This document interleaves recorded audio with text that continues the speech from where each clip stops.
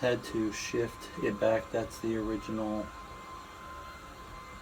angle, about a 1/4 inch, keeping it level.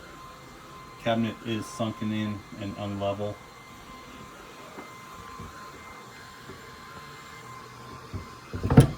Door closes. There's a little bit of a difference. I got the magnet to grab again. I had to space that out. But it is closing snug. Had to adjust this hinge.